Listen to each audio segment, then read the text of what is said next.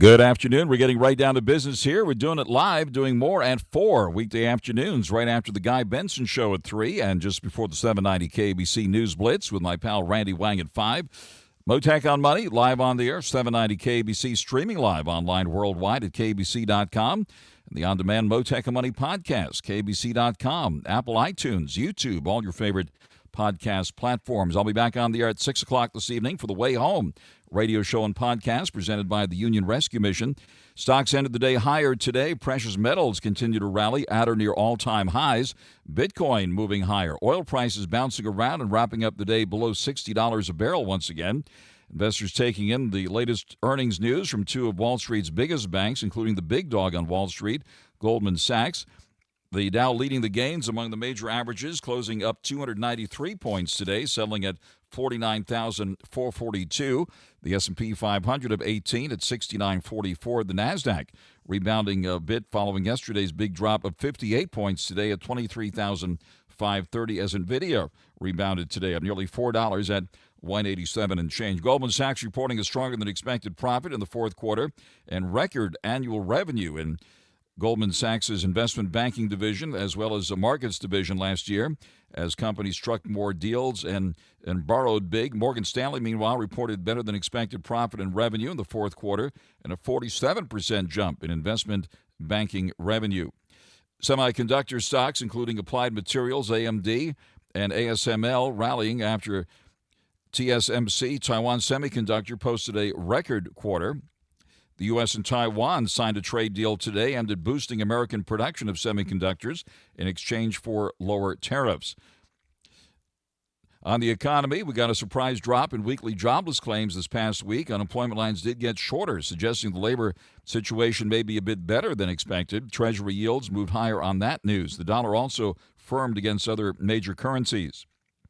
Bitcoin rallying this week with new attention focused on crypto regulation in Washington. We'll get the very latest on what's happening with Bitcoin and the cryptos with crypto expert Eleanor Terrett, business journalist and co-host of the Crypto in America podcast, will be joining us live later this hour. Oil prices settling higher today, a bit higher than giving back most of the day's gains after President Trump eased concerns of disruptions to Iranian oil supplies when he said this afternoon that killings in Iran's crackdown and civil unrest were subsiding. Looks like crude oil futures at the moment just below $60 a barrel. On the geopolitical front, the Wall Street Journal reports President Trump was advised that a large-scale strike against Iran was unlikely to make the government fall there and could spark a wider conflict.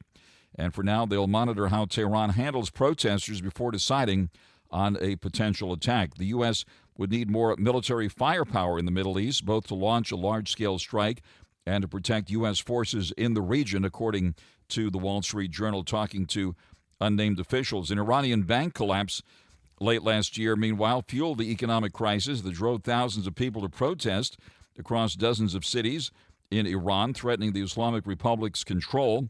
That bank is Ayande Bank, which was run by regime cronies, went belly up with nearly $5 billion in losses on a pile of bad loans, according to the Wall Street Journal. The Venezuelan opposition leader, Maria Corina Machado, says she presented President Trump her Nobel Peace Prize today during their meeting at the White House, a gesture to President Trump in appreciation and gratitude for taking out the leader of Venezuela, the dictator, Maduro, who is now facing drug charges in New York.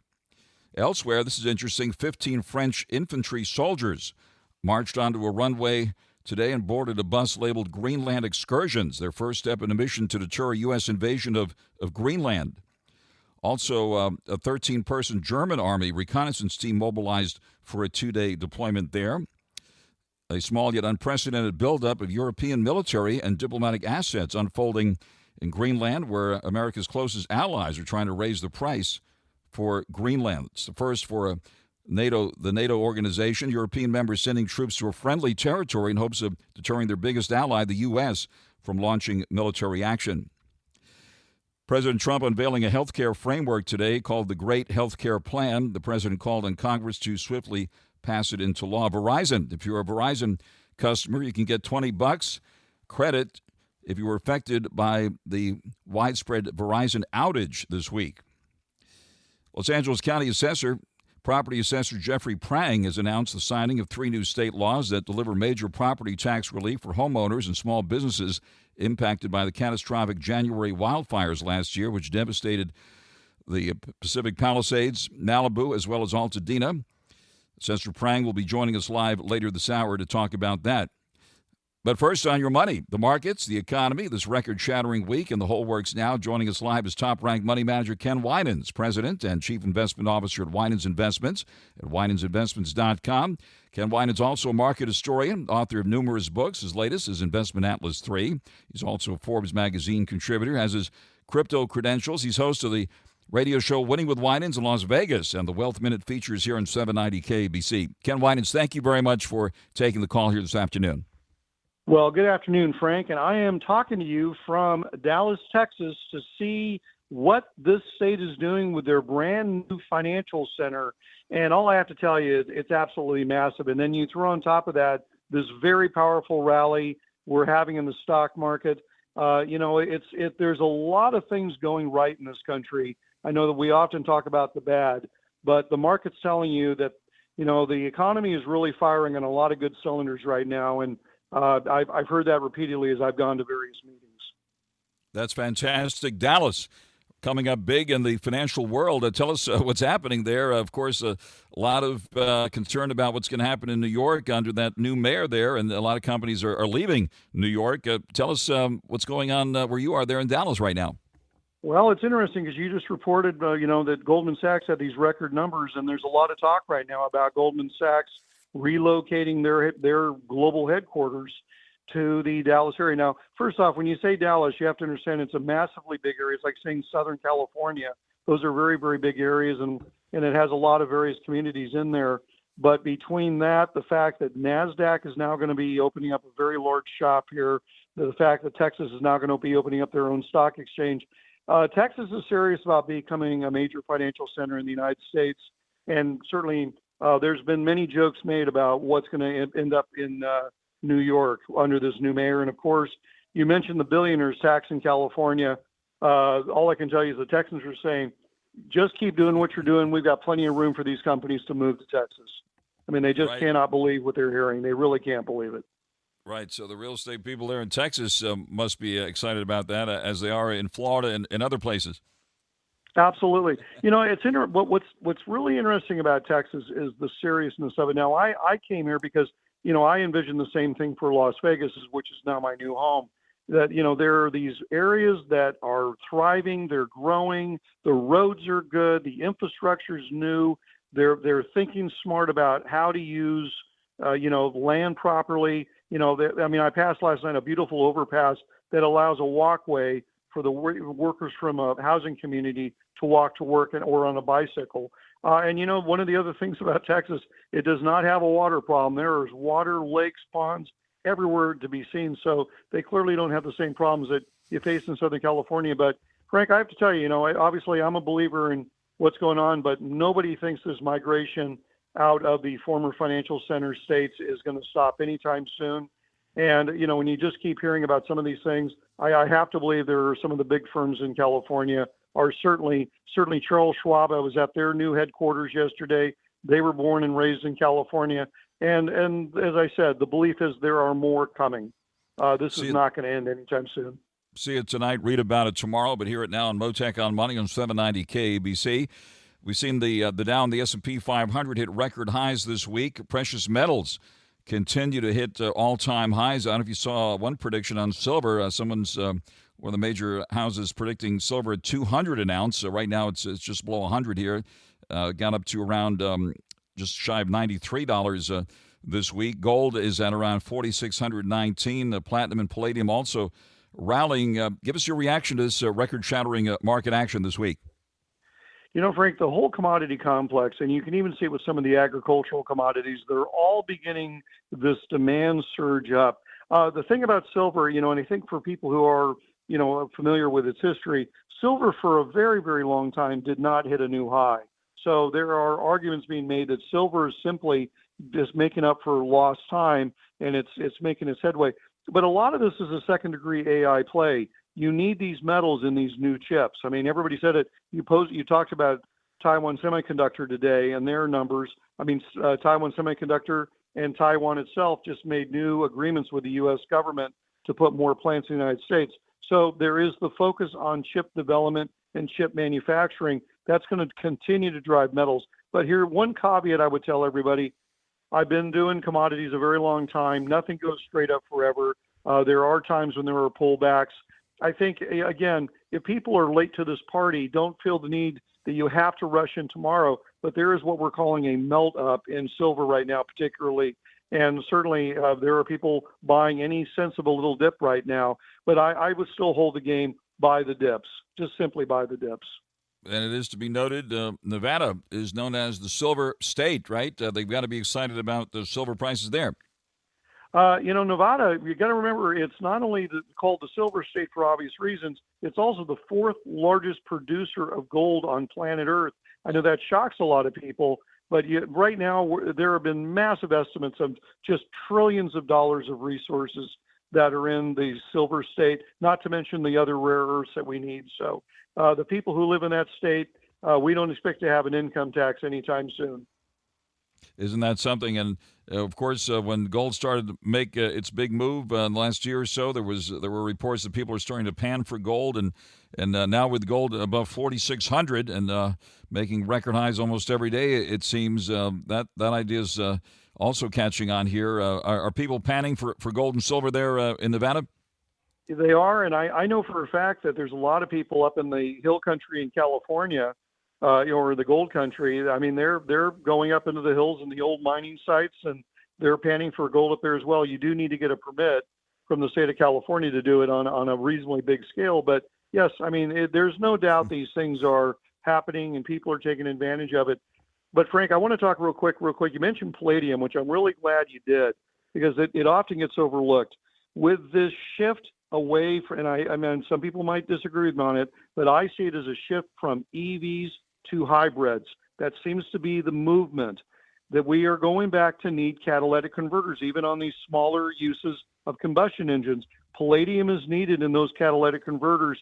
That's another reason why I think you're going to see some of these other metals that might have been dormant for a long time really catch up. And then the only other one I'm going to throw in there is copper. Copper is on a tear right now as well. So when you talk about gold, silver, I really think in the commodity world, we call them the metals complex. You got to look at the entire group. I have one other quick caveat. I've had some people talk about buying gold mining shares in foreign countries. Before you do that, you better understand you're buying things in a foreign currency. That can end very badly. Be careful when you start thinking that maybe it makes sense to go buy shares in a gold mining company in Africa or South America. You need to be an expert before you jump into those areas. But clearly there's places to go to make money in the metals. All right, we got palladium at around 1,862 here right now. 1,862 for palladium, and platinum at 2,400 per ounce. What about oil here, with all of the attention focused on Iran at the moment and Venezuela? Oil holding at the moment below $60 a barrel.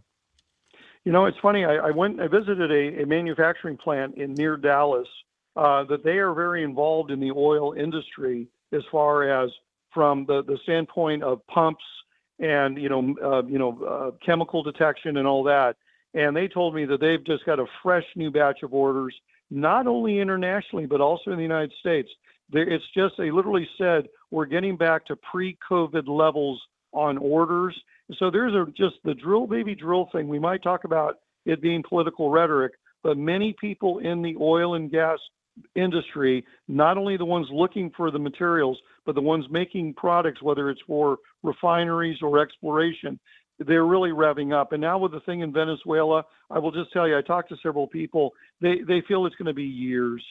I mean, that the Venezuelan oil machinery is in such bad disrepair that it is going to take a long time, and even the workforce, getting them trained in new technologies, you're looking at a very long-term venture on anything involving Venezuela. All right, let's get to so-called digital gold here. Crypto, Bitcoin has had a good week, up around 96,000 here at the moment. Give us your reaction to the latest price action in the cryptos here. It's funny. I do still think that really part of what's going on with crypto right now is the fact that the physical metals are doing so well that it did rob some of the demand from crypto. And then you do have this uncertainty. I did watch part of it today, the Senate hearings on crypto. I mean, you saw that the CEO of Coinbase was just downright frustrated walking out of that Senate committee. Part of it is there certainly are non-believers. I mean, you can see it on the faces of some of these politicians, and then it's going to take time to get the regulation right. And I think it was Coinbase said we'd rather have no regulation than bad regulation. So I think that this hope that this new crypto regulation is, and in my case, I'm particularly excited about the new stablecoin regulation because I think it's going to be a big game changer, especially for commodities. But again, it's going to take time. Nothing in Washington happens very fast. And then you also got to include the states want to chime in as well. So I just think it's going to take a good part of this year to get clarity on that. But in the case of the cryptos right now, I think, again, they're going to be in this kind of range-bound area. They're going to hit some lows. They're going to hit some – I don't know what it will take to hit a new high in Bitcoin, but I do know that people who are real hot to add this to their portfolios – before things blew up last September, and they've just said, you know what, I'm going to stay with gold and silver right now. That's okay. Let's talk about it later. All right. We were expecting a Supreme Court ruling yesterday on the legality of President Trump's tariffs. That ruling did not come down yesterday, but it could come really at any minute now. What about that wild card out there, Ken Winans? I think there's yes, no, and there's maybe. And I think what we're going to find with the Supreme Court ruling is that they're going to say, look, yes, you can do what you're doing to a point, but there are going to have to be some restraints if you go any further. I don't think it's necessarily going to change the market direction that much. There might be some near-term volatility, but a flat-out saying the tariffs have to be removed immediately, that is a very long bet that I don't think is going to happen. But I think at the same time, Frank, you talked about a lot of the other economic reports that are coming out, and a lot of the, and we still have a lot of earnings left to go for the rest of the year-end earnings. But you're going to find that, the companies aren't even really talking about it anymore. They're just saying, hey, these are earnings, top-line growth, bottom-line growth, and they're not. The companies that are missing the mark are blaming tariffs, but the investors are really not willing to listen to that anymore. They expect these CEOs to be on top of it, to move forward, and to make things work. So again, I'm not sitting there worrying about it and worrying about dramatic changes to my allocations. All right. And speaking of that, any specific places where you are putting money now and or taking it off the table? It's real interesting. I just literally ran my news screens looking for new names, and I was shocked to find how, and I'm talking at companies that weathered through last year, did well the year before, the earnings and certainly the stock price all doing well. And I have to tell you, there were a lot of industrial names there. I think what people should probably think about is the distinct possibility that maybe tech won't lead this year, that's baked into the cake on what's going on. And you're going to find some of these other groups like industrial stocks that are going to do well. Obviously, a lot of people have a lot of momentum in the gold and silver miners.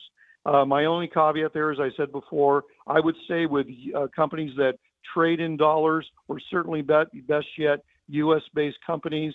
You just got to be careful on that. But no, I think there's a shift in what's moving. But with that also being said, Frank, the rally is broadening. My stock index, which looks at old-line companies, 74% of those companies are trading above their 200-day moving average. That's the highest it's been in several years. So this is not, the doom and gloom are saying this rally's coming to an end. We're getting near the top. You have a narrowing of breadth, meaning a narrowing of leadership. The leadership and the broadening of the breadth is expanding. And I think that's a positive to make a case for this rally continuing. Exciting times. Always great to be on the air with you, Ken Winans. Thank you very much for taking the call here today. That is top-ranked money manager Ken Winans, President and Chief Investment Officer, Winans Investments, winansinvestments.com. His latest book, Investment Atlas 3. Check out his articles in Forbes magazine. And when you're in Vegas, tune in to Winning with Winans and also the Wealth Minute features right here on 790 KABC. Ken, thank you very much for joining us live this afternoon. Thank you, Frank. I'm going to go grab some brisket right now, so take care All right, of yourself. Yeah. Enjoy. Have a great time in Dallas. And Nobody does selling better than Shopify. Shopify is the home of the #1 checkout on the planet. And the not-so-secret with Shop Pay that boosts conversions up to 50%, meaning way less carts go abandoned and way more sales going through. So if you're into growing your business, your commerce platform better be ready to sell wherever your customers are scrolling or strolling. On the web, in your store, in their feed, and everywhere in between. Businesses that sell more, sell on Shopify. Upgrade your business and get the same checkout that Skims uses. Sign up for your $1 per month trial period for 3 months at shopify.com/Westwood1, all lowercase. Go to shopify.com/Westwood1 to upgrade your selling today. Shopify.com/Westwood1.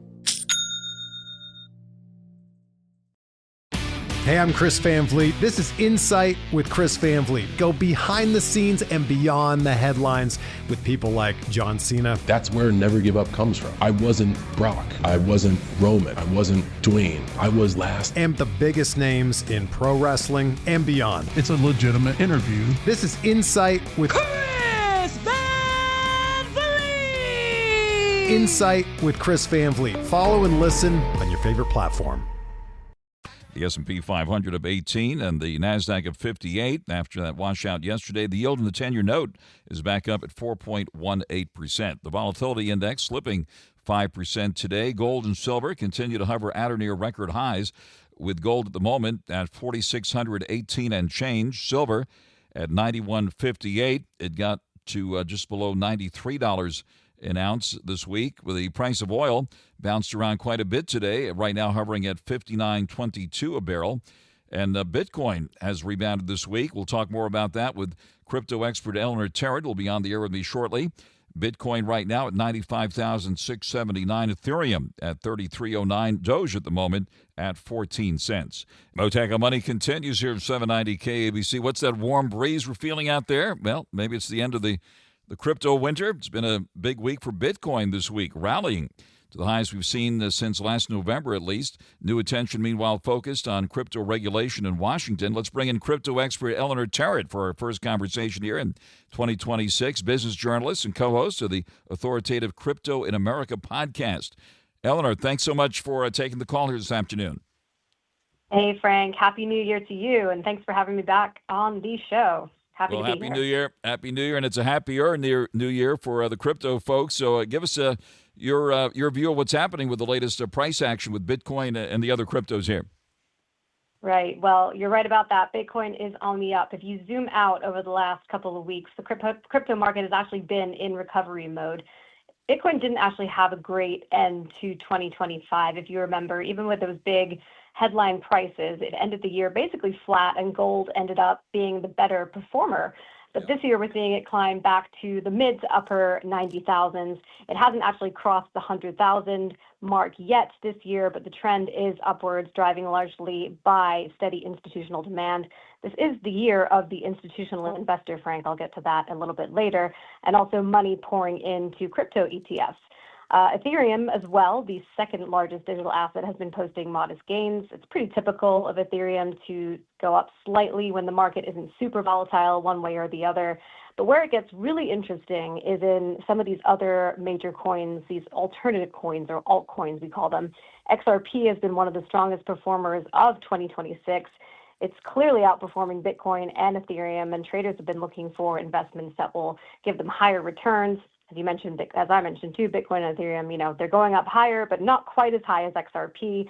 It's down today, but if you zoom out, you're looking at gains of around 15% in the last month. And I believe it was CNBC who said XRP was sort of the breakout trade of the year.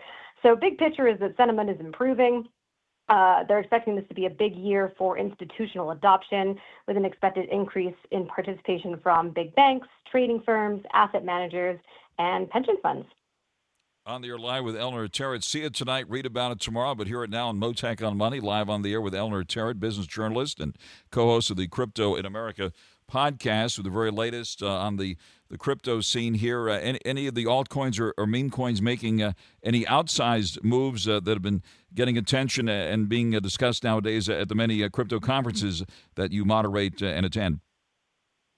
So on the meme coin front, not so much. XRP, like I mentioned, obviously a standout for the year. Solana has also participated in the rebound. It's had some solid gains. It's benefiting, I think, from sort of that same risk-on shift that we've tend to see with Bitcoin as Bitcoin starts to stabilize. I mentioned this, I think, before, but with Bitcoin, when Bitcoin moves, all the other coins tend to move with it. I think it's sort of a scenario where it's like a rising tide lifts all ships, right? But I think a lot of the time as well, these altcoins, they tend to move in a lot more volatile fashion, I think, than Bitcoin as well. I think a lot of that has to do with Bitcoin has a much larger market cap these days. It's harder to see big effects on Bitcoin's price just based on maybe one, market event.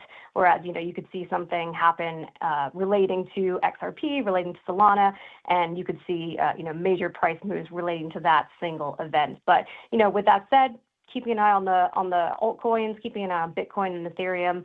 We'll see if we can cross that 100,000 mark for Bitcoin this year, Frank. I think I've seen some wild predictions, though. They are expecting a lot of volatility. I've seen predictions as low as 70,000 to as high as 225,000. So we'll keep an eye. Interesting. A reminder that it goes up and down. So thanks for that comprehensive update. What about what's happening in Washington? You've done a fantastic job of keeping track of the regulation part of all of this, and a lot of discussion on Capitol Hill this week. The Senate Banking Committee, pulled down a committee vote on its crypto market structure bill after the Coinbase CEO withdrew support for it, and he's talking about that again today. Give us that important update. That's right. So the process has hit a roadblock, as you mentioned yesterday, when Coinbase CEO Brian Armstrong, he surprised everyone by publicly withdrawing his support for the latest version of the Senate's market structure bill.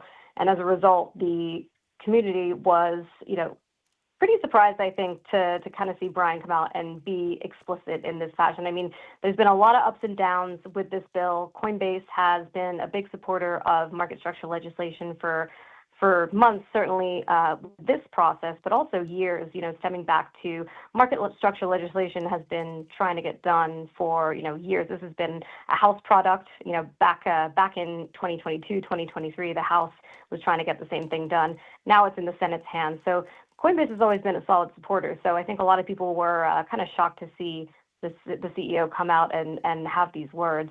But anyway, it resulted in the Senate Banking Committee pulling its markup, its highly anticipated markup that the industry was really hoping to see. And obviously lawmakers have been working for months and months to schedule this thing.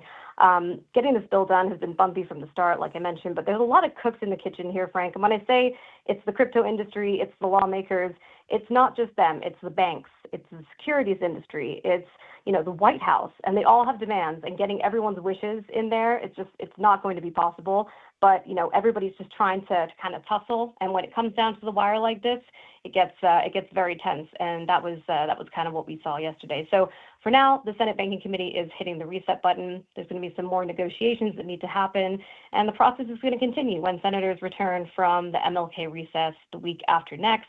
There is another Senate committee, the Senate Agriculture Committee, that has a scheduled markup on the same bill the week after they get back.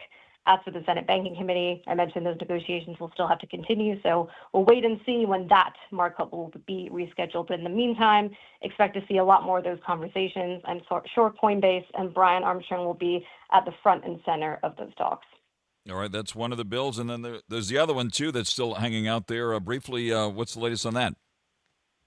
Well, this is the only one. That's actually the only one that we still have to get done. So it's Okay. market structure, comprehensive market structure legislation that will provide the rules of the road to the crypto industry. I think it seems like there's more than one because there has been so many different committees weighing in on this bill. It was a product of the House. The House then sent it up to the Senate. Now the Senate has sort of rewritten it, and now it is a Senate product. It will have to go back down to the House to get approval before it can finally reach President Trump's desk for him to sign off on it.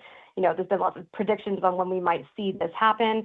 Things like yesterday are obviously going to push the timeline out a lot further. So, we could be looking at, months down the road before that bill gets signed into law. All right, I'm glad you know that. And what about former New York City Mayor Eric Adams launching his own crypto coin recently? There's been a lot of controversy surrounding that one. What's the latest news on that coin or whatever right. it is? Yeah. So that's a great statement, right? Whatever it is, I think there's a lot of questions around what it actually is. But earlier this week, we saw the former mayor launch what I think is a meme coin. I think people's understanding of it is a meme coin.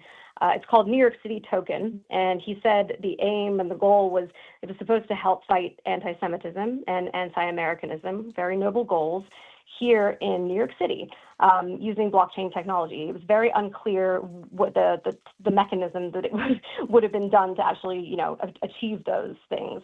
But shortly after he announced it, when investors were starting to buy in and the price was going up, someone on his team removed nearly $3 million in liquidity, and the price started tanking as a result. And before, the price hit a certain point, and then someone added some money back, but it left a gaping hole of nearly $1 million of liquidity unaccounted for. And, the crypto industry is very sensitive to these kinds of things. They call them rug pulls. And, we've seen it a lot. We've seen a lot of these scams in the space. And so immediately everybody started saying, oh my gosh, Eric Adams launched a scam coin. In the former mayor's defense, he said, there was a reason for it. My team was, monkeying around on the back end, and, we were trying to make things go smoothly, and this was the reason for it. But none of us have sold any tokens, and, we're still really committed to this project, and all is well. So it remains to be seen, Frank, what exactly is going on behind the scenes. I don't believe I've seen any further statements from the former mayor here, but the crypto community is very, very skeptical of what has been going on, because we can see everything that goes on behind the scenes with blockchain data anyway. But that's the latest from New York City and New York City Token. Fantastic. Eleanor, Terrett, business journalist and co-host of the Crypto in America podcast, and we look forward to your continued updates through 2026. Eleanor, thank you very much for taking the call live with us here. Happy New Year once again from all of us here in L.A. You too. Thanks, Frank. Thanks a lot. 790 KABC. The CJ Pearson Show. I'm CJ Pearson, and I'm the host of the CJ Pearson Show. Every week, we'll take on the biggest cultural, political, and moral battles in America head on. From a perspective you won't hear on mainstream media. No spin, no filters, and no apologies. Straight talk and fearless, real perspective. Family, faith, country, bold truth, real conviction, zero permission. This is the CJ Pearson Show. The CJ Pearson Show. Follow and listen on your favorite platform. Motac Money continues here in 790 KABC. A year ago at this time, parts of Malibu, the Palisades, and Altadena were in flames, as well as other parts of Southern California in that horrific firestorm last January, which continued, by the way, till the end of January. The recovery from all of that continues, and on the front line of that recovery is Los Angeles County Property Assessor Jeff Prang, who joins us live on the air here now. Assessor, thank you very much for taking the call here this afternoon. My pleasure. Good to be with you, Frank. Likewise, thank you very much for taking the call. 1 year later, give us your assessment, if you will, of this disaster and the impact it's having here. Well, obviously, it has a significant impact that will last for years. While the first responders were for a few weeks putting out the fires, my office is probably going to be engaged with these property owners for the next decade. What I can tell you that we identified about 24,000 real property parcels that were in the overall burn zone. About 18,000 of them were destroyed or damaged or experienced smoke damage. And under California law, if your property is damaged or destroyed, you are entitled to property tax relief. And I am required to lower the assessment on your property to reflect the amount of damage or destruction until that property has begun construction to restore it. And when you rebuild your property, let's say your home was totally destroyed, if you rebuild it to what was substantially equivalent to what was there, your pre-fire tax base will be restored even if the entire home is brand new. So that's what we're focused on, trying to get this information to the fire survivors. I will tell you one bit of really extraordinary news that I'm very proud of in my office. We've completely retooled our technology platform from an old mainframe system to a new cloud-based system that went live just before the fires. And as a result, we were able to process the reductions in assessment for 18,000 properties in less than 90 days, which meant that they got their property tax refunds by May of last year. And I sponsored legislation to help provide additional benefits and timelines and opportunities for fire victims to recover. And we're helping promote programs that allow those whose homes have been damaged and who don't want to rebuild under California law. If you decide you want to sell your burned lot and move someplace else, you can transfer your tax base with you to a new home anywhere in California and pay the taxes that you were paying prior to the fire. That's certainly very important news. And recently you announced the signing of, 3 new state laws, right, that deliver property tax relief for homeowners and small businesses impacted by this unthinkable disaster last year. That's right. Some of them extend the period of time in which you can apply for property tax relief. One of them extends exemptions for religious institutions, nonprofits, and disabled veterans. One of the odd things about the rigidity of California law, for instance, if you're a disabled veteran and your home burned down, even though you may not have been paying property taxes on that property, the law says that you have to be in the home that's receiving the benefit in order to get the tax benefit. And if your home burns down, that would have obligated me to start taxing your burned property. So one piece of legislation allows us to extend those exemptions so that disabled veterans, institutions, and schools don't have to pay the taxes during the rebuilding process. Mm-hmm. All right. It's disgraceful to hear in all of this that there's some fraudulent activity going on, and I see that you've started a homeowner alert program. Tell us what the public needs to know about that. So I think your listeners have probably all heard of the recent increase in title fraud in recent years. It's particularly prevalent as these scammers are really preying on the fire victims. But we just launched a new program in the last year. It's free for anybody who owns property in LA County. It's called the Homeowner Alert. You go to my website, assessor.lacounty.gov. You look up your address and subscribe to the Homeowner Alert. And anytime somebody records something on your deed, such as a grant deed or a deed of trust or a lien, you'll get an email notification within 48 hours. If you don't subscribe, the first notification you'll get will be 30 to 45 days later in a letter mailed from the registrar recorder. And by this time, people could have stolen your property and leveraged all types of financial instruments against it that could cause you headache and a lot of cost for years to come. So I encourage everybody who owns property to subscribe to the Homeowner Alert, and you can subscribe for as many properties as that you own. Well, you've given us some great information here, and then there's the homeowner's exemption. I know we've talked about that in the past, but certainly it's with expenses being as high as they are, every last nickel counts. So tell us what we need to know about the homeowner's exemption here in Los Angeles County. Sure. So if you're a homeowner in LA County and you live in that home, you qualify for the homeowner's exemption. But we estimate that almost half the people who qualify don't apply, and that's primarily because they're just unfamiliar with it. But the homeowner's exemption will save you a little bit of money annually on your taxes. You only have to file once. You can do it online from our website, assessor.lacounty.gov. Although it's important not only to save money, but if you plan on leaving your property to your children, you have to have the homeowner's exemption in order to qualify. So it's something I encourage everybody to sign up for, save money, make it easier to leave property to your kids, and sign up for the Homeowner Alert to keep your property safe from scammers. All right, we just have about 30 seconds left. Anything else you'd like to mention, or maybe your website, or how people can best contact with you with all those great resources there?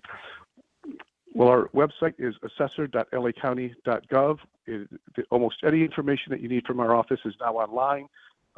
It's practically a do-it-yourself online portal for information about all the property in LA County, including your own property. I urge you to go on and take a look and see the sort of data that we have on file for you. Make sure it's accurate. Make sure you're subscribed to the homeowner's exemption, and if there's any discrepancies, let us know. Terrific. LA County Assessor Jeffrey Prang, thank you very much for joining us live here with that important information, live with us here on Motac on Money on 790 KABC. Stay tuned now for the 790 KABC News Blitz with Randy Wang at 5, and then I'll be back at 6 on the air for the Way Home radio show and podcast with the CEO of the Union Rescue Mission, Mark Hood. We'll be joined by Nella McCosker, who runs the Central City Association of Los Angeles. Stay tuned, 790 KBC. The CJ Pearson Show. I'm CJ Pearson, and I'm the host of The CJ Pearson Show. Every single week, we'll take on the biggest cultural, political, and moral battles in America head on. No spin, no filters, and, well, no apologies. We'll break down the biggest stories shaping our culture from a Gen Z perspective that refuses to be managed, muted, or manipulated. Bold truth, real conviction, zero permission. This isn't punditry. It's a generational takeover. This is The CJ Pearson Show. The CJ Pearson Show. Follow and listen on your favorite platform.